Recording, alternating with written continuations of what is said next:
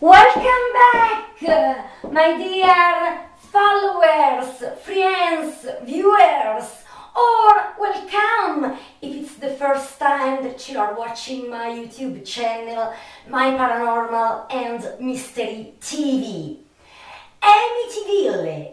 When people tell you that AMITYVILLE is just a legend, is just something fictional, that horrifying massacre never happened in that house in AMITYVILLE, Long Island, near New York, and almost the following year, the haunting of the family Lutz never happened. They are completely wrong, because in few minutes I'm going to show you real, rare, creepy videos, photos, documents of the massacre happened in 1974 in the house of AMITYVILLE and the haunting of the family Lutz. So I immediately start because I tell you that on November 1974, Ronald DeFeo slaughtered his whole family during a night while they were all sleeping in their beds. He took a rifle and he shot twice to his mother, and then he shot once his little two brothers and his two sisters. But how did it happen? Ronald, called Butch, got crazy. He premeditated to do the whole massacre of his whole family, or the house of AMITYVILLE was haunted, and then he was sentenced to life in prison, and Ronald DeFeo died in 2021 on March in prison at 69. And the following almost 1 year and a half, the family Lutz really existed, and I have also all their images and even their interviews. George Lutz, Kathy Lutz, and their 3 children moved into AMITYVILLE house, Long Island, near New York, and they knew that the massacre happened in that house. But they really didn't care, because they purchased this huge dream house at only $80,000. But they escaped on January 1976, only 28 days later, and they didn't want to enter that dream house again. So, was it haunted before the massacre done by Ronald DeFeo, or the house got haunted after the slaughter of the DeFeo family? And what really happened to the Lutz? And how? Is it true that only Ronald DeFeo slaughtered his family because he was a psychopath, a sociopath, mad? Everybody knew that he used more than a drug, and he had a disturbed behavior. Or instead, there is something more chilling. Now, I tell you that, of course, there is a curse on AMITYVILLE, because I'm going to tell you some chilling facts. And then we move to my personal computer immediately to see real, original videos, photos, documents. So, think about that the bestseller, the AMITYVILLE Horror by J. Anson, was released in 1977 after he had many conversations with the family escaped by AMITYVILLE in 1976, the Lutz family. But listen to this. J. Anson had an heart attack while he was writing the book. Then he came back to New York, and when he finished to write the book 3 years later, on March the 12th, 1980, he died from a second heart attack. So he wasn't able to enjoy the money he earned with the bestseller, the AMITYVILLE Horror. Then, when Anson finished to write the AMITYVILLE Horror, he handed the original, when he finished to write it, he handed a copy of his manuscript to his publisher. As soon as he gave him the copy of the manuscript, when his publisher was driving on the street and the car burst into flames. And think about that. The copy of the manuscript remained intact. That's incredible. Another shocking event. Anson gave a copy of his manuscript to a friend of his own. This friend put the manuscript in the boot of his car. When he was driving on the street and his son was with him on board, a storm broke out, and his friend with his car went off the road, falling down a moat, risking to die from drowning. His friend and also his son, fortunately, they survived.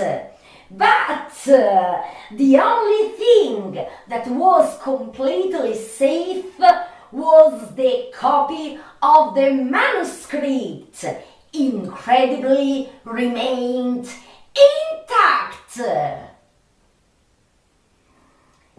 Hansen gave the first two chapters to his friend Francis Evans. She brought the two chapters at home, and that same evening she died in a fire with her two daughters. Stephen Kaplan, who refuted the book The Amityville Horror, and some years before he had quarreled with Ed and Lorraine Warren, died from an heart attack a week before the release of his book The Amityville Horror Conspiracy. These can't be all coincidences. There is, of course, a curse. It's too shocking to be coincidence. But now I want to talk to you about the movies done about Amityville. Number one, The Amityville Horror, released in 1979. I really suggest you to watch this masterpiece with James Brolin playing the role of George Lutz, Margot Kidder, who played the role of Katie Lutz. Then Amityville, the second, The Possession, released in 1982. Then Amityville 3D, 1983, also known as Amityville 3, The Demon, with Tony Roberts, who played the role of John Baxter, Tess Harper playing the role of Nancy Baxter, and a young Meg Ryan playing the role of Lisa, and many others. Then Amityville, The Evil Escapes, released in 1989. Then Amityville, The Amityville Curse, released in 1990. Then Amityville 1992, It's About Time, released in 1992. Then Amityville, A New Generation, released in 1993. Then Amityville Dollhouse, released in 1996. Then the Amityville Horror, released in 2005, the remake of the first movie released in 1979, absolutely not comparable with the original one. Then the Amityville Haunting, released in 2011. Then the Amityville Asylum, released in 2013. And the last one, the Amityville The Awakening. So, in my humble opinion, I can tell you that this huge saga, I can tell you that the best one is the first one, the Amityville Horror, released in 1979, absolutely the best, a masterpiece. Then I liked very much Amityville the second, The Possession, released in 1982. Then I can tell you that not like the first two chapters, but it's nice. Also Amityville 3D, released in in 1983. I watched all the other ones and I didn't like them very much. But now, what did really happen the night of the massacre of the DeFeo family? What really happened? The following year at the family Lutz? Let's watch the real videos.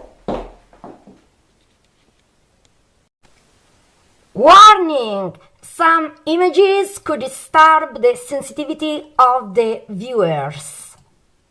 The man who murdered his entire family is dead, but the diabolically haunting story his murders inspired is very much alive. Generations remember the Amityville horror as the greatest ghost story of all time. He fired 7 shots from a high-powered rifle. In a matter of minutes, Ron DeFeo Jr. slaughtered his entire family as they slept. His mother, father, 2 sisters, and 2 brothers. After suggesting they were victims of a mob hit, DeFeo was offered police protection. His alibis kept changing very, very quickly. The detective finally broke him. He said, "It all happened so fast. Once it started, I just couldn't stop." That prompted the late demonologist Lorraine Warren to claim Ronald DeFeo was demonically influenced in committing that horrible crime. But in a later interview with me, his defense attorney disagreed. Was Ronnie possessed? No. No. He was insane. The jury never bought the insanity defense, and he was found guilty and sentenced to 6 consecutive 25 to life terms. He died in prison 3 years ago. These are all the real victims. The DeFeo family, parents, sisters, and brothers. Bulletin from the WOR newsroom. 6 members of one family have been found shot to death in their night clothes in their expensive home in Amityville, Long Island. The only available information at this moment, according to the Amityville Village Police, is that the victims have been identified as members of the DeFeo family. They were found by a 23-year-old son, Ronald DeFeo, who is believed to be the only surviving. This is how the Amityville house is now. And look how it was in 1974.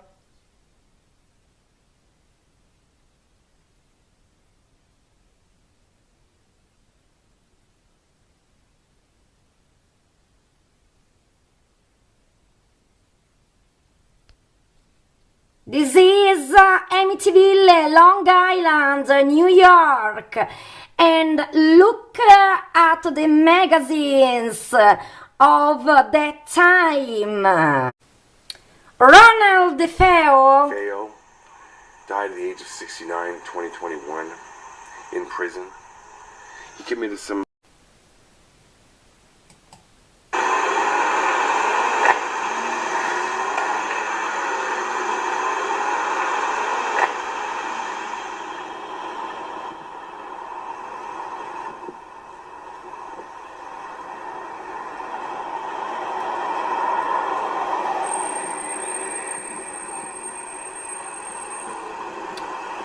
how it is now. We're going to drive around back now.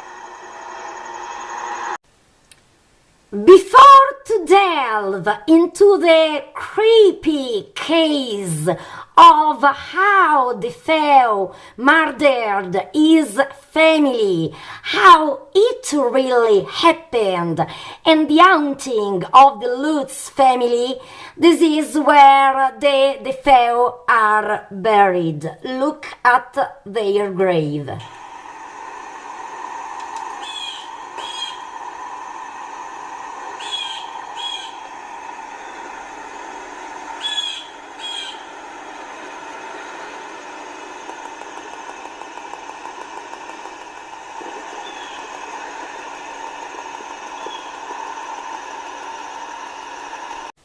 On the night of November 1974, the DeFeo family went to bed for the last time. Their home at 112 Ocean Avenue in Amityville, New York seemed peaceful. But what happened inside that night would send shockwaves across the nation and give birth to one of the most chilling legends in American history. The DeFeos had lived in that house for almost a decade. It was a picturesque home built in the 1920s, a swimming pool in the backyard, a boathouse by the canal, and a statue of St. Joseph holding baby Jesus in the front yard. But it was the two large, eye-like windows on the upper floor that would later haunt the imaginations of millions, seeming to stare down at all who passed by. Inside, life appeared normal. Ronald DeFeo Sr. and his wife Louise slept soundly in their master bedroom on the second floor. Just down the hall, their young sons, 12-year-old Mark and 9-year-old John, lay in their beds. Mark's crutches and wheelchair stood beside him, constant reminders of the injury he had suffered during the recent football season. In another room, 13-year-old Allison's walls were adorned with bright pink and yellow flowers, her little TV perched delicately on the dresser. And up on the third floor, 18-year-old Dawn's room held the quiet innocence of a teenager. Her toy monkey sat patiently on a chair near the window overlooking the backyard. A sign near the front path read, "High Hopes." But that night, all hope was about to be lost. Sometime after 3 a.m., 8 gunshots shattered the silence. 6 members of the DeFeo family lay lifeless in their beds. These are all the victims and their murderer, or you will discover it later. I make you watch. This was Ronald DeFeo, the father. Then the killer, the older son, Ronald, nicknamed Butch DeFeo Jr., he was 23 when he shot his family to death. Then his mother, Louise Brigante DeFeo, she was 42. Then the sister, Dawn DeFeo, she was 18. Then the sister, Alison DeFeo, she was only 13. Then the little brothers, Mark Gregory DeFeo was only 11, and John Matthew DeFeo was only 9. So I go on. Growing within those walls was about to consume them all. Ronald DeFeo Sr. carried himself like a self-made man, proud, authoritative, the king of his castle. But behind the After the massacre, Ronald washes completely, and the following day he goes normally to work, and he even kids with his friends. He made sure to tell them, almost offhandedly, that he couldn't seem to get in touch with his family, that something felt off. All of it was carefully calculated. A performance, a setup, because later that night, Butch DeFeo would make his final move, the discovery of his family's bodies. The moment when the monster would pretend to be the victim. When police arrived at the DeFeo home, they were met with a horrifying scene. 6 lifeless bodies, each executed in their beds. And waiting for them, standing amidst the chaos, was Ronald DeFeo Jr. He looked shaken, stunned, in shock.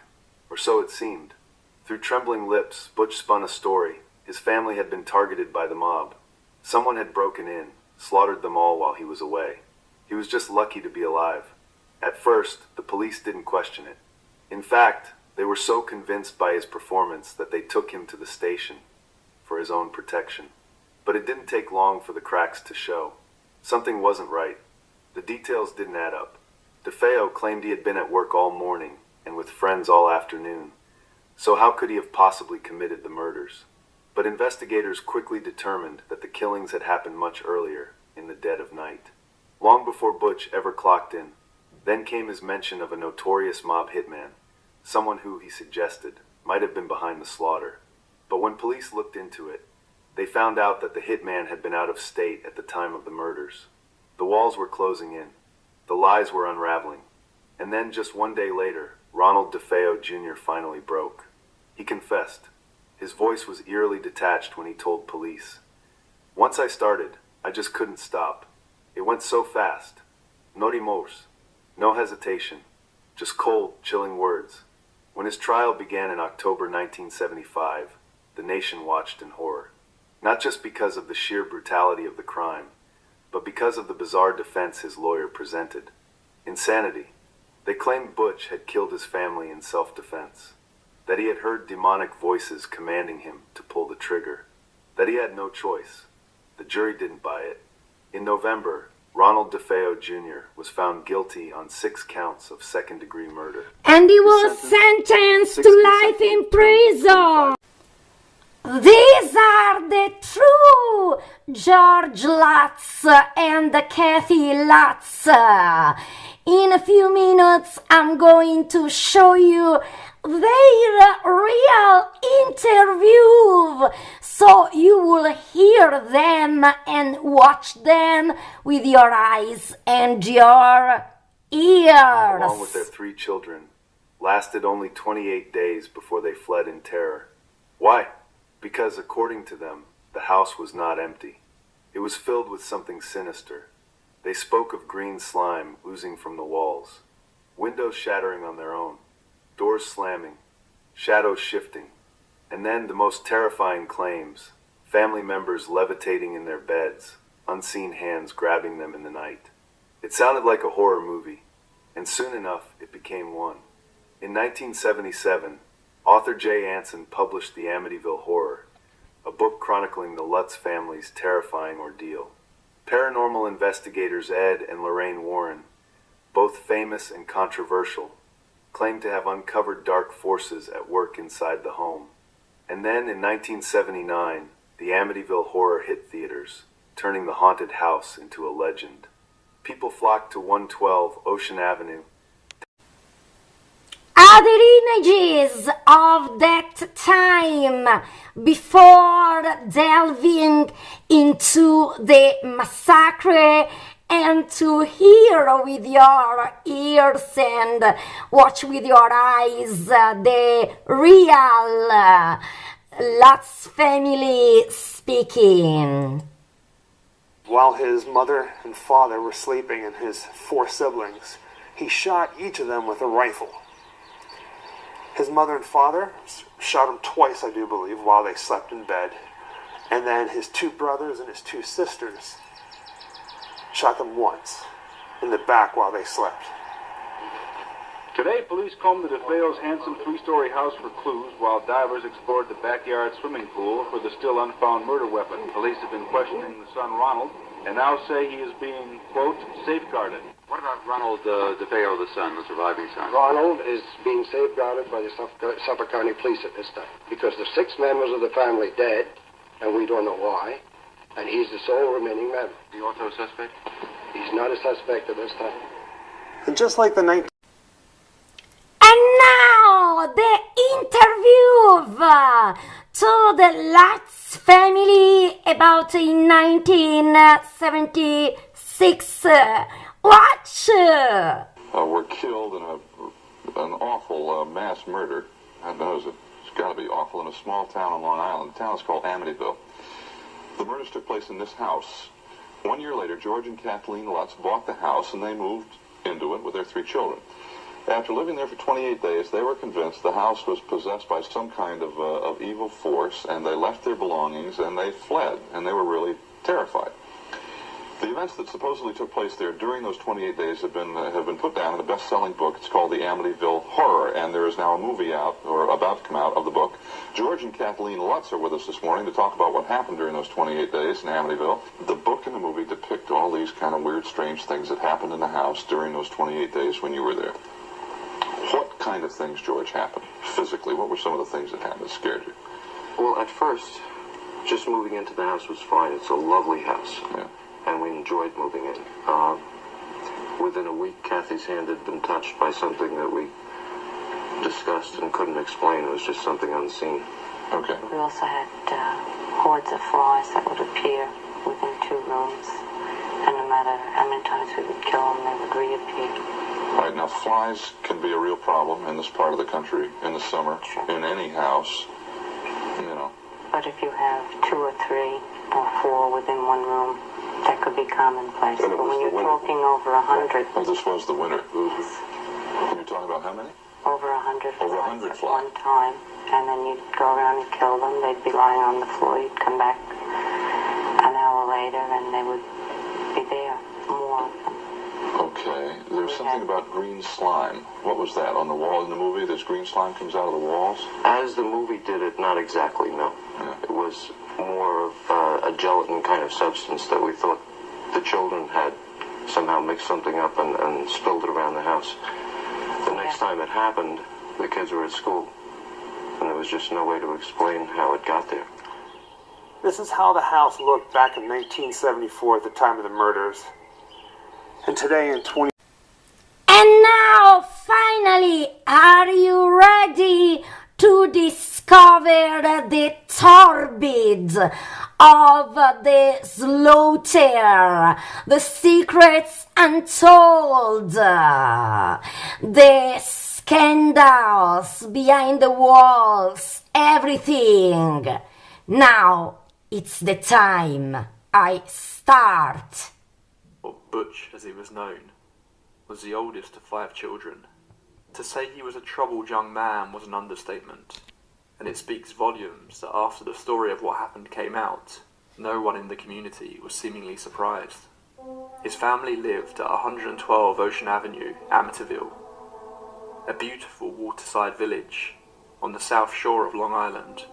It appears that at around 3 a.m. in the morning, Ronnie Jr. walked into his parents' bedroom and then shot both his father, Ronnie DeFeo Sr., age 43, and his mother, Louise DeFeo, 42, firing at them both twice, before then heading to the bedrooms of his siblings, his brothers John and Mark, aged 9 and 10 respectively, his younger sister Allison, 13, before finally heading up to the top of the house and entering his sister Dawn's room, aged 18.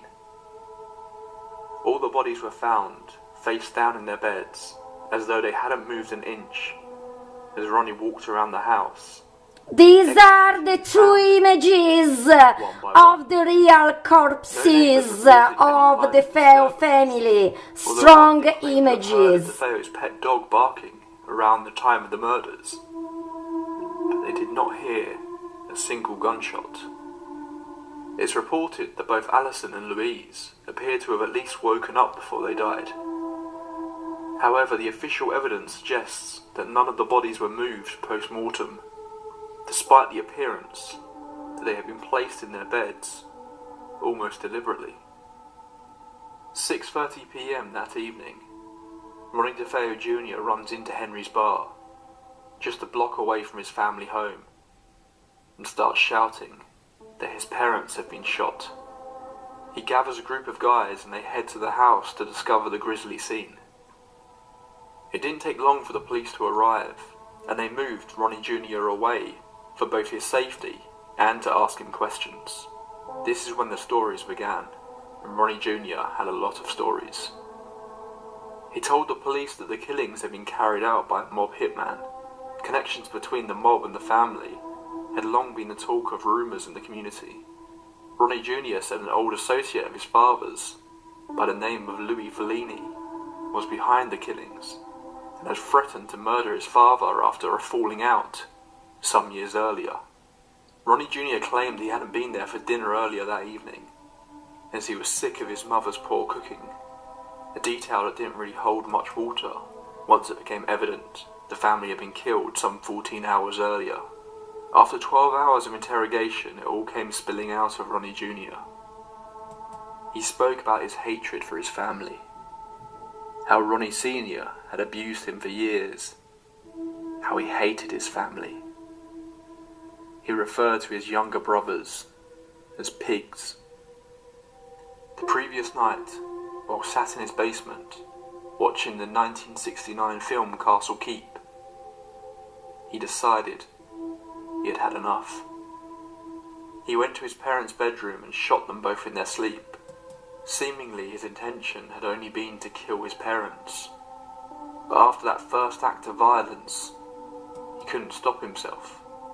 In a frenzy, he stalked from room to room, executing each and every one of his family members. A fact that Ronnie Jr. has never been able to explain. No one was surprised by this turn of events. Ronnie Jr. had been threatening to murder his parents for years, even leading to a psychologist warning Ronnie's mother that they needed to have him committed before he finally acted. Ronnie Jr. had been the victim of his father's abuse for years. Was the house of Amityville really haunted? After the haunting of the Lutz family, George gives the keys of the house to Ed and Lorraine Warren. Psychic researchers and spend the night in the home, and it just so happened they were able to get two of the most notable paranormal investigators of all time, Ed and Lorraine Warren, a controversial pair that we have covered on the tape library in the past. George Lutz met with the Warrens to give him the keys to the house, but he refused to go any closer than a restaurant 4 blocks away. Ed tried to ask George more about what happened there, but George refused to talk, Ed suggesting that he appeared to still be too shaken to want to talk about it, especially what had happened on the final night. The investigators were all shocked by what they saw when they entered the house. It felt like a ghost ship. All of the Lutz's belongings were still there. Dirty dishes sat in the sink. Their brand new boat sat in the boathouse. George hadn't even come back for his custom motorcycles that were kept in the garage. When entering the house, both of the Warrens claimed they were hit with overwhelming sensations. In an interview with the pair, Ed makes it very clear that he is not clairvoyant, nor is he sensitive to the spirit world. However, he said the second he stepped inside the house, it reeked of death. The pair went in separate directions. Ed down to the basement, Lorraine upstairs to the bedrooms.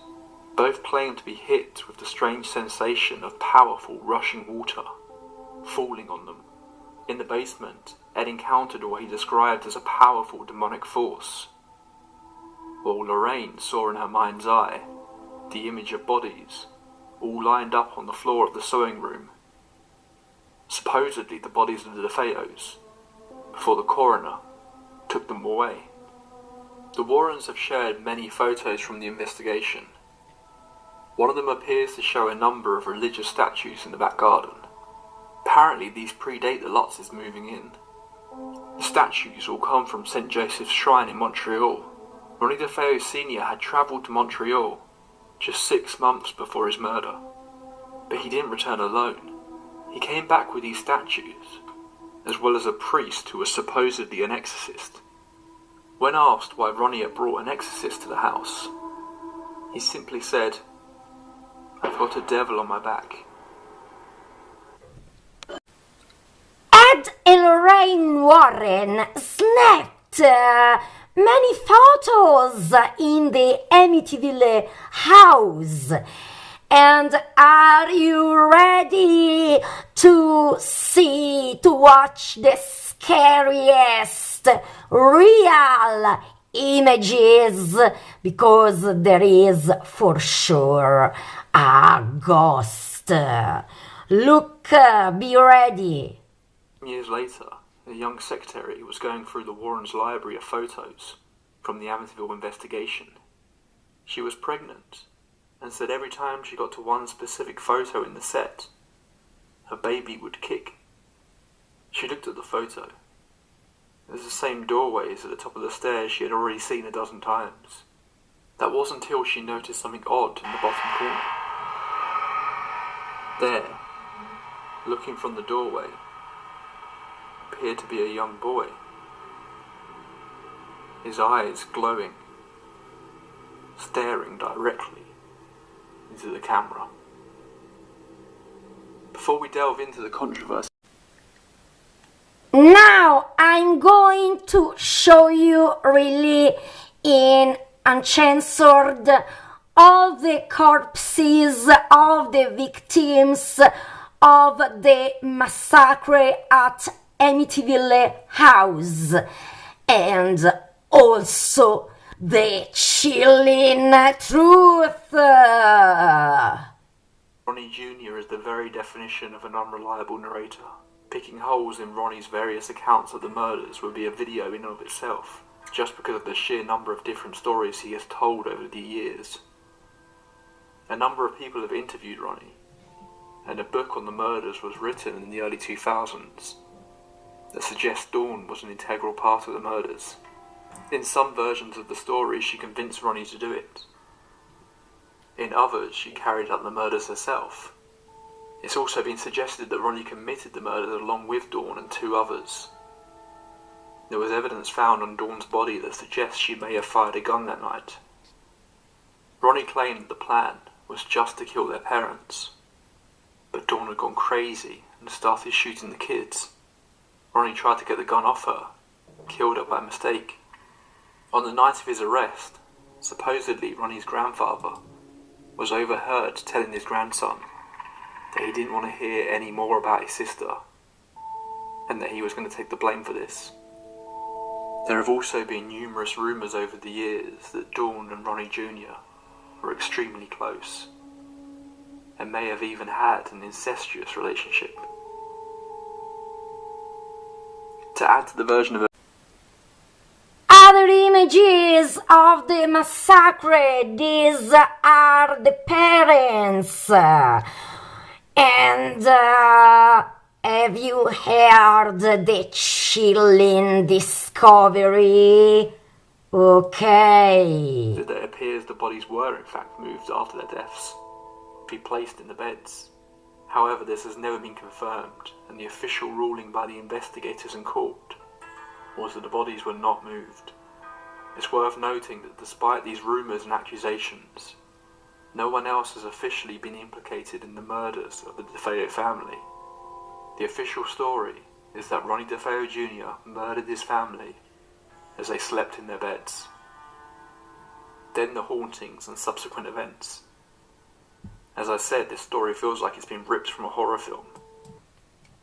So, I really want to thank you, all my followers, friends, viewers, for your love and support.